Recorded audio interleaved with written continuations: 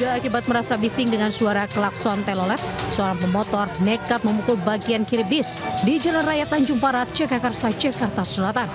Tak terima dengan aksi pemotor, sejumlah kru bis langsung mengejar pemotor hingga viral. Saat diunggah di media sosial, dinarasikan sejumlah kru bis ini mengeroyok pemotor. Usai kejadian, polisi sangat menyayangkan insiden ini dan seharusnya tidak terjadi lantaran penggunaan klakson di kendaraan sudah ada aturan dan pedomannya.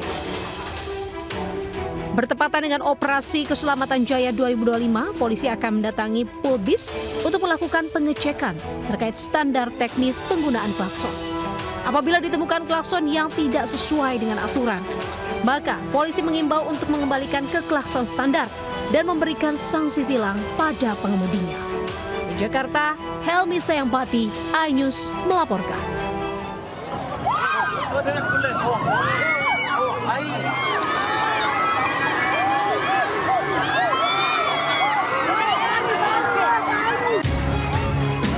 Perahu karet yang dinaiki 4 petugas Basarnas tak kuat menahan derasnya arus sungai Bedung Leko Pancing yang meluap di Kabupaten Maros, Sulawesi Selatan. Keempat petugas harus melompat ke sungai untuk menyelamatkan diri saat perahu akan melalui kolong jembatan. Beruntung mereka bisa diselamatkan warga bersama petugas Babinsa setempat. Peristiwa ini terjadi saat petugas SAR akan mengevakuasi seorang petani yang terjebak luapan air sungai. Banjir melanda 14 kecamatan di Kabupaten Maros setelah hujan deras mengguyur sejak 4 hari terakhir. Cuaca buruk memicu meluapnya Sungai Maros yang berdekatan dengan permukiman. Termasuk yang paling sering terkena banjir. Oh, ini airnya dari mana ini, Dek? Dari Sungai Maros, Kak. Yang meluap ya, Dek? Iya. Oh, di sini banyak rumah ya? Iya, banyak rumah yang belakang-belakang sana, Kak. Oh, sekitar berapa rumah kalau dilihat itu, Dek? Ratusan? Kami juga, Kak. Ribuan? Ratusan. Sekitar ratusan ya? BMKG Makassar memprediksi cuaca ekstrim ini masih akan terus berlanjut dalam beberapa hari ke depan dengan curah hujan tinggi dan risiko banjir susulan. BPBD Maros mengimbau kepada masyarakat tetap siaga dan segera melapor jika membutuhkan evakuasi atau bantuan darurat. Dari Kabupaten Maros, Sulawesi Selatan, Wahyu Ruslan, iNews melaporkan.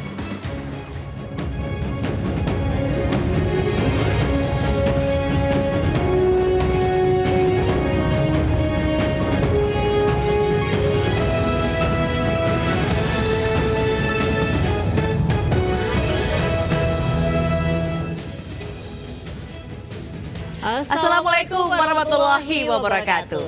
Selamat pagi pemirsa, selamat pagi Mega. Selamat pagi Angel, hari ini hari Kamis penuh dengan semangat. Jangan lupa untuk minum kopi supaya nggak ngantuk untuk kerja. Betul. Ya. Kopi manis di hari Kamis Betul. ini ya. Dan tentunya Kamis-Kamis menginspirasi, banyak sekali informasi juga yang akan kami hadirkan untuk Anda selain 3 berita di awal tadi. Tentunya bersama kami, saya Angelika Devagam. Dan saya Mega Latu, inilah Lintas iNews Pagi selengkapnya.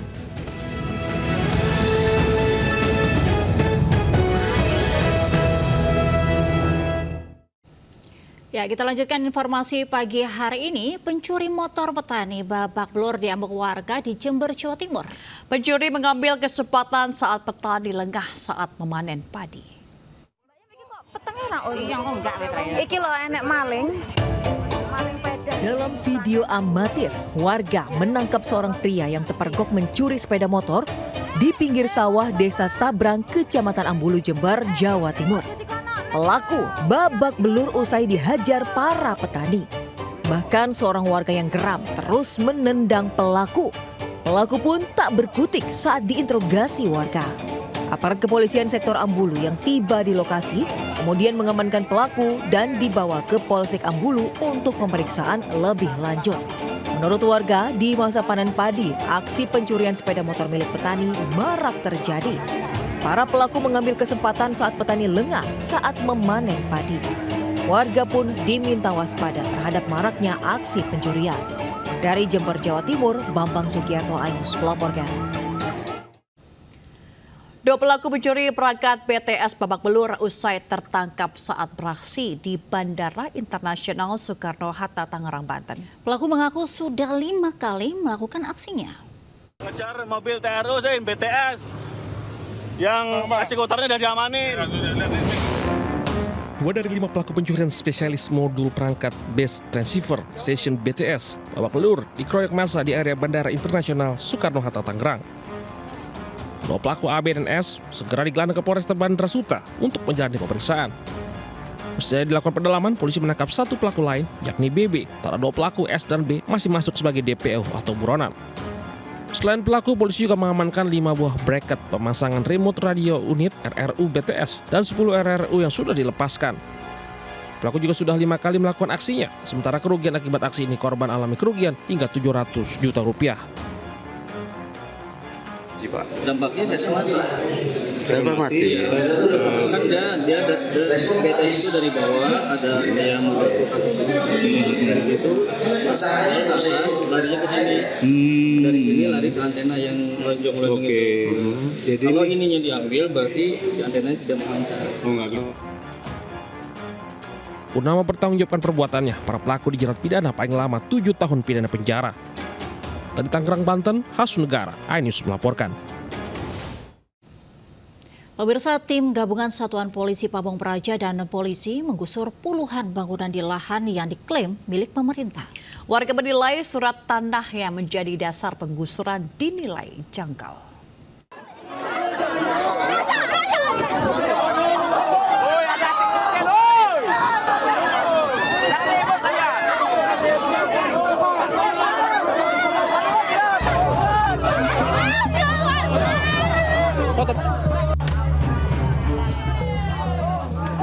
Warga mencoba menahan Satuan Polisi Pamong Praja yang akan merobohkan rumah mereka. Mereka menolak penggusuran karena tidak ada tempat tinggal lain. Warga terus berusaha dengan alat berat yang sudah siap menghancurkan rumah mereka. Meski mendapatkan perlawanan, tim gabungan Satpol PP dan polisi tetap menghalau warga yang menghalangi rencana eksekusi.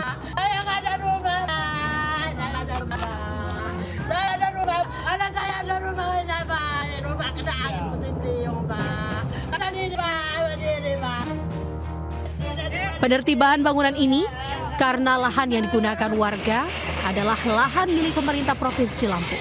Lahan tersebut diperoleh pemerintah setempat dari PT Perkebunan 10 dan sudah bersertifikat dari kantor BPN Lampung Selatan dan Bandar Lampung. Pemerintah mengklaim sudah mensosialisasikan rencana penertiban sejak 13 tahun lalu. Saat itu jumlah bangunan di lahan tersebut masih sedikit. Sementara warga menilai ada kejanggalan dalam dokumen yang menjadi dasar penggusuran tempat tinggal mereka. Saya juga nggak tahu kalau istrinya posisinya udah kayak gini, nggak tahu. Awal-awalnya nggak tahu saya kalau mau ini. Karena awal itu kita juga beli sini di sini. Oh, beli, Pak? Beli. Oh, beli ada suratnya seperti itu atau? Ya ada suratnya. Oh, suratnya ada. Ya, Pak. Dan kita bikin rumah ini kan pakai duit gitu loh ya. Benar. Tak sedikit warga yang emosi dan tak sadarkan diri karena rumah yang mereka tempati selama ini digusur pemerintah. Sejak tahun 1985, lahan digarap karyawan PT Perkebunan 10 sampai akhirnya tahun 1997 diklaim milik pemerintah. Dari Bandar Lampung, Andrea Savandi, iNews melaporkan. Pemirsa, 2 lansia residivis pelaku ganjal ATM ditangkap polisi di Pekanbaru, Riau. Ya, modusnya pelaku berpura-pura membantu dan mengintip saat korban menekan nomor PIN kartu ATM. Pandangannya ke Mandiri itu terus ya, kenapa dia pergi? Kenapa kamu udah datang? Tuh.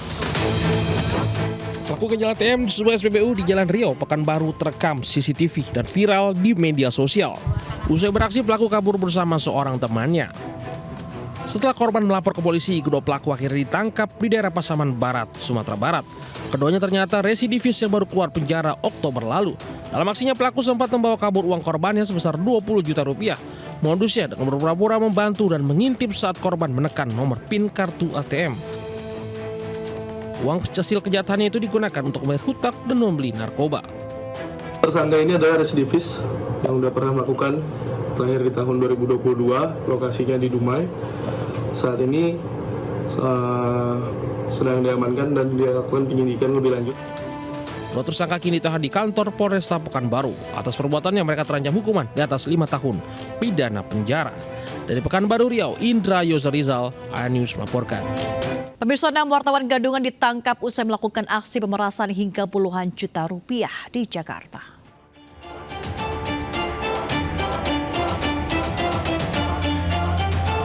Polisi mengamankan 6 pria yang menjadi wartawan gadungan MS, FF, DP, HP, MN, dan JP di 6 lokasi berbeda di Bekasi, Jawa Barat. Ke-6 pelaku ditangkap lantaran memeras seorang pria, SA, senilai puluhan juta rupiah di kawasan Pancoran, Jakarta Selatan. Peristiwa bermula pada saat korban keluar dari hotel di kawasan Cempaka Putih, Jakarta Pusat usai bertemu dengan seorang wanita. Ternyata ia dibuntuti 2 mobil hingga ke rumah orang tuanya di kawasan Pancoran. Para pelaku pun mendatangi korban dan memintai uang senilai 30 juta rupiah sebagai alasan uang tutup mulut. Jika korban menolak, komplotan wartawan gadungan tersebut akan memviralkan perbuatan korban beserta foto-foto yang sudah pelaku serahkan. Mereka melakukan pidana pemerasan ini dengan modus mengaku-ngaku sebagai wartawan dan stay di hotel-hotel yang ada di daerah wilayah Jakarta. Kemudian ada korban yang keluar dari hotel dan diikutinya. Kemudian ketika sampai rumah, korban diperas sebesar puluhan juta rupiah. Selain menangkap ke-6 pelaku, petugas juga menyita beberapa barang bukti, di antaranya 3 unit kendaraan roda 4, 3 buah kartu tanda pengenal pers, 7 buah handphone, dan beberapa barang bukti lainnya. Jakarta, Helmi Sayangbati, iNews melaporkan. Pemirsa, dipicu utang piutang, seorang pria terluka parah usai dianiaya dengan senjata tajam di Kabupaten Ogan Ilir, Sumatera Selatan. Aksi penganiayaan terekam video amatir hingga viral.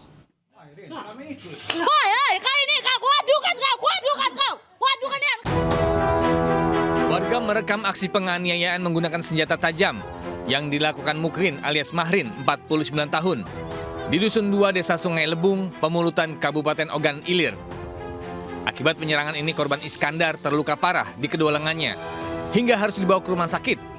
Tak butuh waktu lama, polisi meringkus tersangka bersama barang bukti senjata tajam, lalu menggelandangnya ke Subdit Jatanras Polda Sumatera Selatan.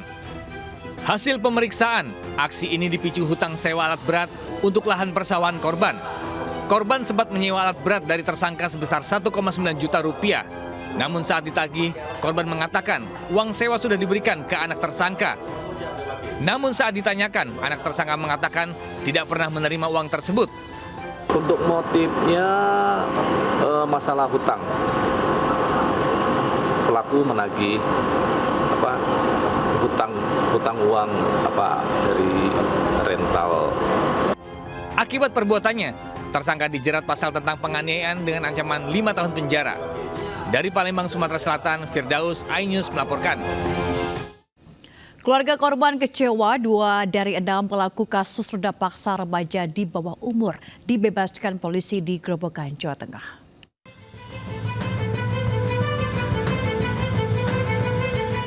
Polisi menetapkan 4 dari 6 pelaku pelecehan gadis di bawah umur di Grobogan, Jawa Timur sebagai tersangka. Namun keempatnya tidak ditahan. Kasus ini sudah bergulir selama 3 bulan. Dari hasil pemeriksaan sebelumnya, korban mengaku dilecehkan pelaku di sebuah kamar hotel setelah dicekoki minuman keras yang dicampur obat tidur. Dalam kasus ini, anggota Polres Grobogan telah menyita sejumlah barang bukti, diantaranya pakaian yang dikenakan korban saat dilecehkan para pelaku. Pihak keluarga mempertanyakan pembebasan 2 pelaku meski diduga mengetahui peristiwa pelecehan itu. Barang bukti, alat buktinya apa kan ada di situ, menyaksikan dalam arti menyaksikan ketika ada ruda paksa memang tidak, tapi kan ada kejadian seperti itu dan 2 anak itu diam gitu. Jadi secara analogikanya seperti ini. Berarti setiap dari kita ketika melihat tindak kejahatan dan tidak melaporkan, berarti kita baik-baik saja. Kasus pelecehan korban terjadi pada pertengahan Oktober tahun lalu. Dari keterangan kuasa hukum korban, keempat tersangka akan segera diserahkan ke kejaksaan untuk proses hukum lebih lanjut. Dari Grobogan, Jawa Tengah, Rustaman Nusantara melaporkan. Pemirsa, asik berduaan di kamar indekos. 8 pasangan bukan suami istri terjaring razia Satpol Pamung Praja di Majalengka, Jawa Barat. Mereka digiring ke kantor Satpol PP untuk dibina.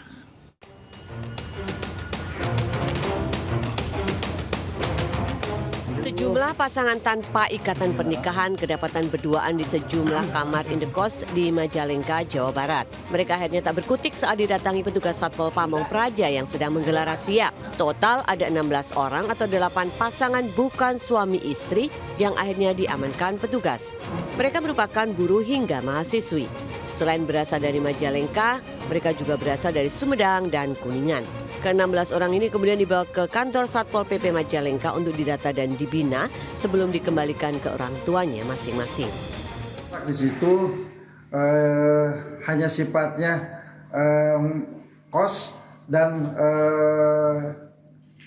berpasangan dan terdapat di satu tempat dengan lawan jenis, akan tetapi statusnya bukan suami istri. Razia tempat indekos terus dilakukan Satpol PP Majalengka hingga bulan suci Ramadan nanti. Dari Majalengka, Jawa Barat, Muhammad Zeni, iNews melaporkan. Pemirsa, 2 orang mahasiswa tewas tenggelam di sebuah kolam di kampus Universitas Islam Sultan Agung Semarang. Insiden itu terjadi saat mahasiswa mengadakan sayembara berhadiah untuk berenang di kolam tersebut.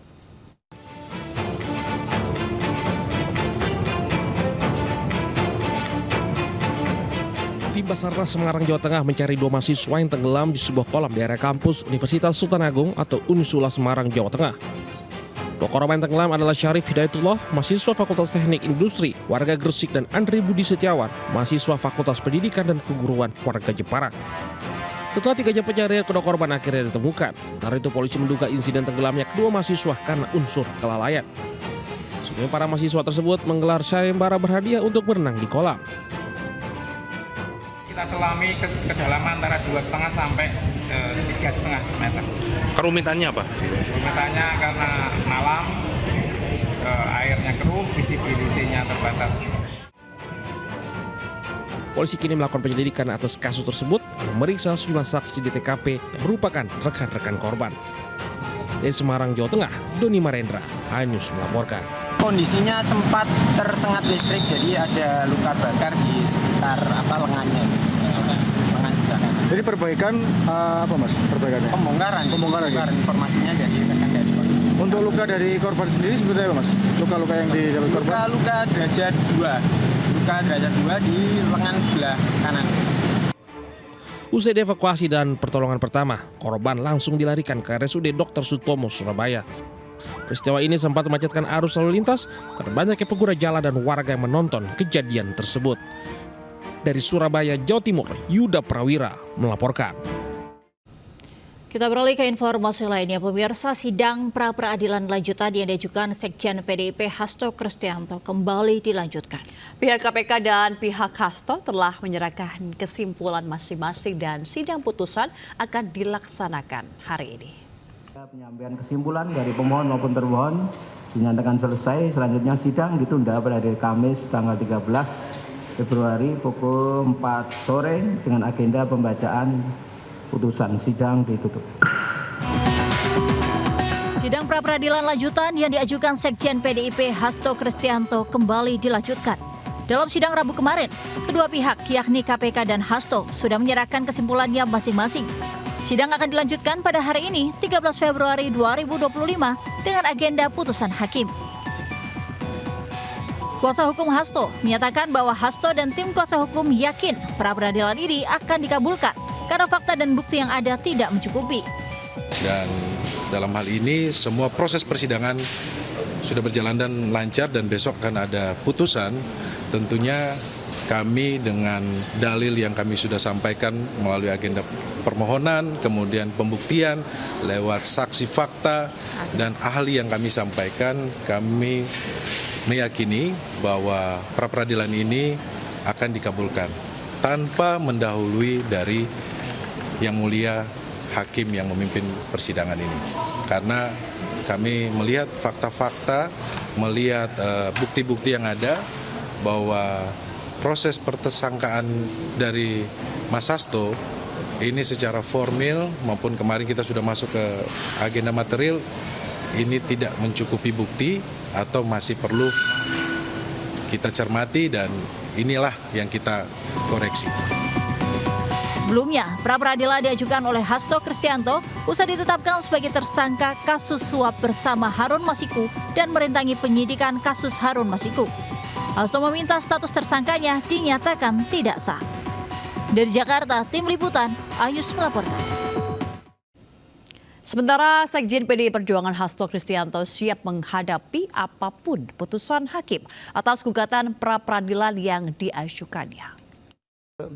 Memang banyak hal-hal yang menegaskan bahwa keadilan itu akan ditegakkan. Sehingga apapun keputusannya kami akan hormati, kami percayakan sepenuhnya kepada hakim yang kami percaya akan mencari keadilan itu. Sebagai warga PDI Perjuangan. Ya, kita ke informasi lainnya. Pemirsa, Presiden Prabowo Subianto menyambut langsung kedatangan Presiden Turki Recep Tayyip Erdogan di Istana Kepresidenan Bogor, Jawa Barat, Rabu siang. Ya, upacara kenegaraan penyambutan Erdogan berlangsung meriah.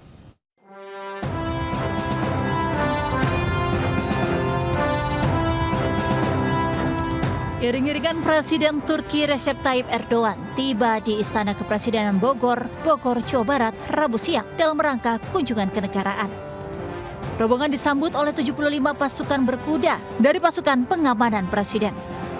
Angka 75 ini merupakan simbol 75 tahun hubungan Indonesia dan Turki.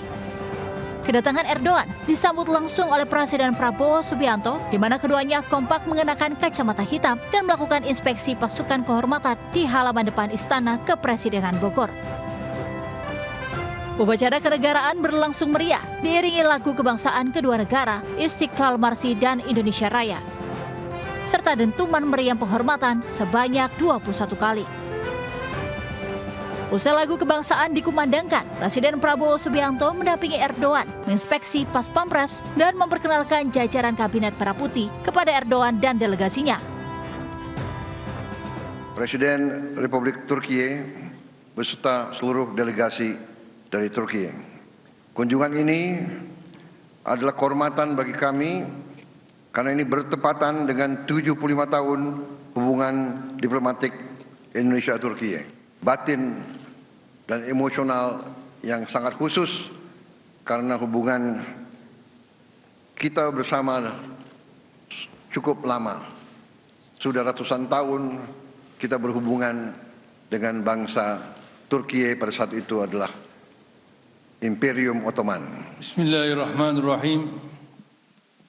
Sayın Cumhurbaşkanı, aziz kardeşim, kıymetli heyet üyeleri, saygıdeğer basın mensupları, sizleri şahsım, heyetim ve milletim adına en kalbi duygularla selamlıyorum. Dalam kunjungan kenegaraan kali ini, Prabowo dan Erdogan menggelar pertemuan bilateral Indonesia-Turki membahas sejumlah isu strategis. Dari Bogor, Jawa Barat, Tim Liputan, Ayus melaporkan. Ya, sementara pemirsa, Indonesia dan Turki resmi menandatangani 12 kerjasama strategis dalam pertemuan bilateral antara Presiden Prabowo Subianto dan Presiden Turki Recep Tayyip Erdogan. Kedua negara melalui masing-masing menteri terkait menandatangani memorandum dan perjanjian kerjasama. Pertemuan antara Presiden Prabowo dan Presiden Turki Recep Tayyip Erdogan yang berlangsung di Istana Bogor membangun landasan baru bagi hubungan kedua negara di berbagai bidang. Ini juga menjadi kunjungan ke-8 Erdogan ke Indonesia. Dalam pertemuan tersebut turut disepakati perjanjian kerjasama yang meliputi 12 bidang: layanan keagamaan, pendidikan, keagamaan, energi, sumber daya mineral, pendidikan tinggi, kesehatan, ilmu kedokteran, industri pertahanan, perdagangan, pertanian, investasi, dan industri. Kedua pemimpin menegaskan bahwa kerjasama ini merupakan bukti nyata hubungan strategis antara Indonesia-Turki dan diharapkan dapat terus berkolaborasi di berbagai sektor demi kemajuan dan kesejahteraan rakyat kedua negara.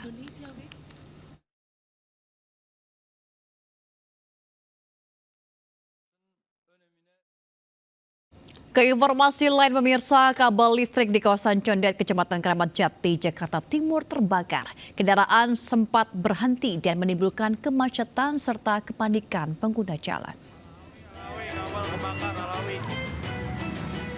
Kebakaran kabel listrik di Jalan Raya Condet Kramat Jati, Jakarta Timur membuat panik warga. Para pengguna jalan terpaksa menghentikan kendaraan mereka karena khawatir terdampak kebakaran. Sementara api yang membakar kabel semakin lama terus membesar. Sejumlah ledakan sempat terjadi saat api mulai menjalar ke area kabel lainnya. Kabel listrik yang terbakar diduga terjadi akibat adanya korsleting lantaran kondisinya yang semrawut. Tak ada korban dalam peristiwa ini, kabel listrik yang terbakar akhirnya berhasil dipadamkan petugas. Namun akibat kebakaran ini, kemacetan panjang sempat terjadi di Jalan Raya Condet dari arah Mall PGC menuju Pasar Rebo dan sebaliknya.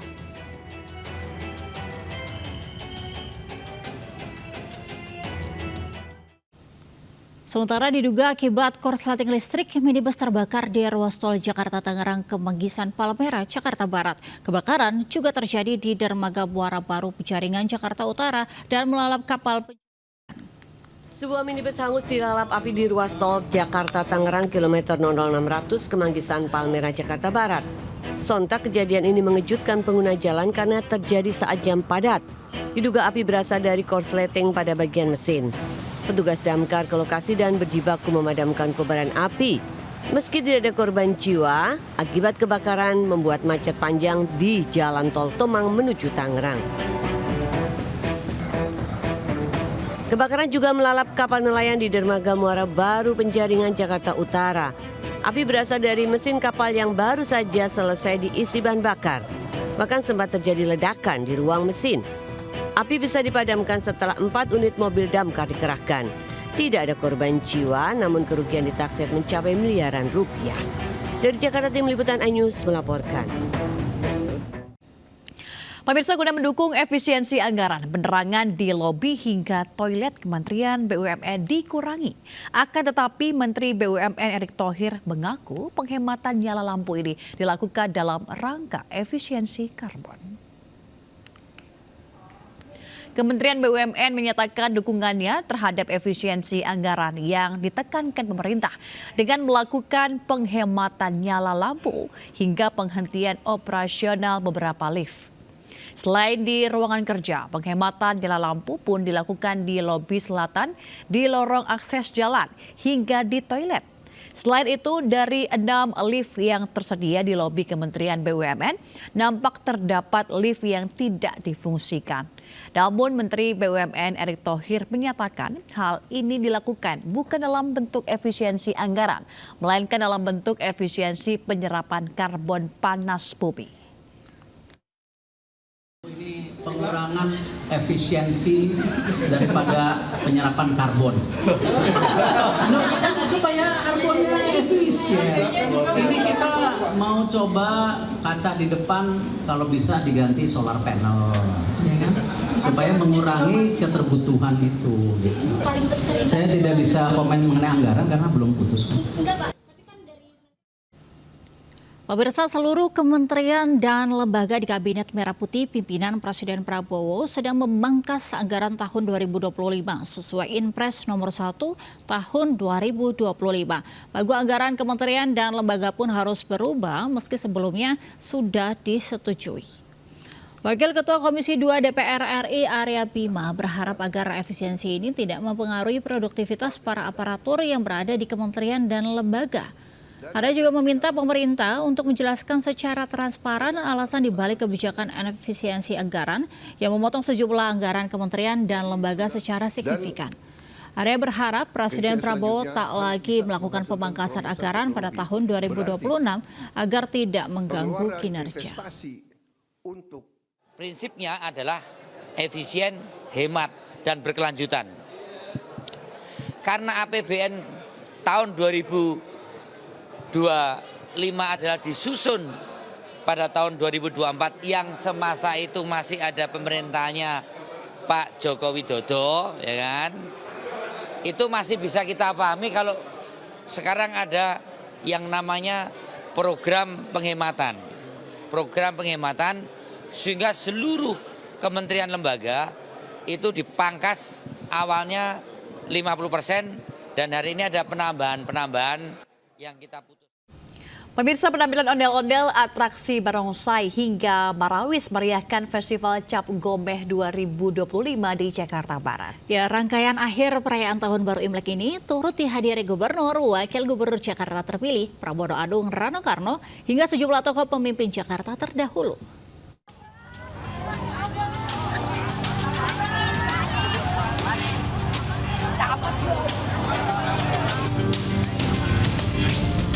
Festival Cap Gomeh 2025 di Pancoran Chinatown, Taman Sari, Glodok, Jakarta Barat berlangsung meriah. Mengenakan baju tradisional Chongsan, Gubernur dan Wakil Gubernur Jakarta terpilih Pramono Anung Rano Karno hingga sejumlah tokoh pemimpin Jakarta terdahulu turut menghadiri rangkaian akhir perayaan Imlek 2576 Kongzili. Penampilan ondel-ondel, atraksi barongsai, hingga marawis menyertai kedatangan mereka disambut warga yang sudah menunggu di Jalan Pancoran itu. Wakil Menteri PPA Veronica Tan dan mantan Menko Polhukam Mahfud MD juga hadir dalam perayaan yang digelar Dinas Parekraf Pemprov DKI Jakarta. Gagah banget. Mayoritas para undangan Cap Gomeh itu dihadiri oleh warga Tionghoa yang tinggal di Jakarta. Mereka kompak menggunakan baju berwarna merah. Mereka juga berharap kerukunan hingga toleransi di kota Jakarta tetap terjaga di kepemimpinan gubernur baru. Dan memasuki tahun baru ular kayu, kesejahteraan serta kebahagiaan akan selalu menyertai. Di Jakarta, Tim Liputan Ayus melaporkan. Pemirsa, Kepala Badan Pengawasan Obat dan Makanan BPOM mengunjungi pabrik produksi susu di Kabupaten Bekasi, Jawa Barat. Ya, hal ini untuk mendukung program swasembada pangan pemerintah di bidang susu.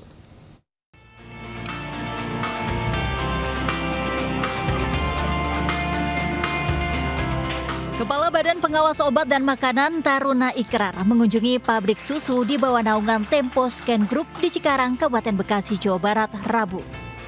Kedatangan Kepala BPOM beserta jajaran meninjau langsung produksi susu dalam rangka mendukung program makan bergizi gratis dan swasembada pangan. Dalam memenuhi swasembada susu, BPOM menilai peningkatan kemampuan industri secara holistik dari hulu sampai hilir harus dijaga. Mengingat 3 masalah gizi menjadi tantangan bersama, yakni stunting, defisiensi mikronutrien, dan kelebihan nutrisi yang menjadi persoalan gizi anak. Sampai 40%-nya juga menderita mikronutrien yang disebut dengan defisiensi, misalnya kekurangan ferrum, anemia, dan sebagainya, bisa menjadi bahaya bagi kita. Oleh karena itu kita ingin memastikan, kita ingin mensupport habis program makan bergizi gratis. Program utamanya Bapak Presiden. Tempo Scan Group dinilai memenuhi kualitas produksi dan nutrisi susu untuk masyarakat sebagai upaya ambil bagian dalam mendukung program swasembada pangan. Dari Kabupaten Bekasi, Jawa Barat, Tidi Cunaidi, Ayus melaporkan.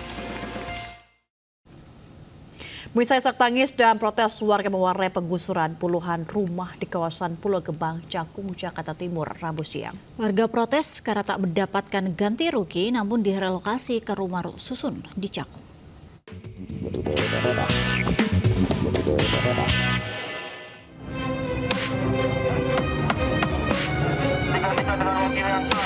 Warga Pulau Gebang, Cakung, Jakarta Timur tak berdaya usai jurusita Pengadilan Negeri membacakan putusan eksekusi lahan milik Perumnas seluas 38.000 meter persegi di Jalan Dr. Subarno, Rabu siang.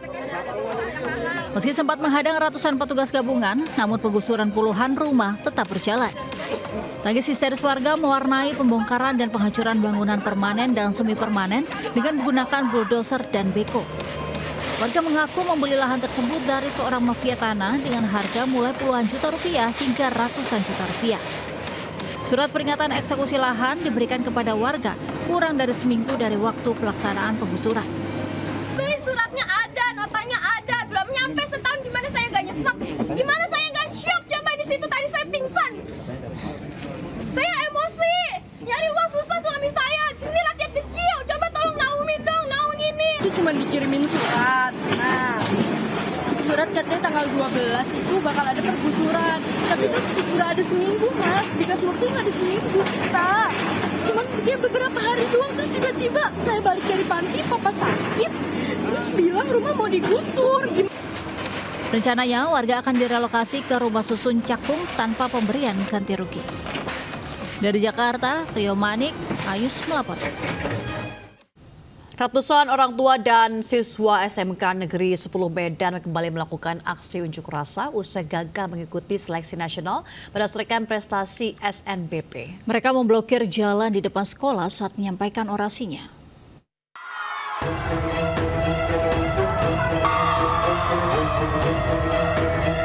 Ratusan siswa beserta orang tua kembali melakukan aksi unjuk rasa di SMK Negeri 10 Medan, Sumatera Utara.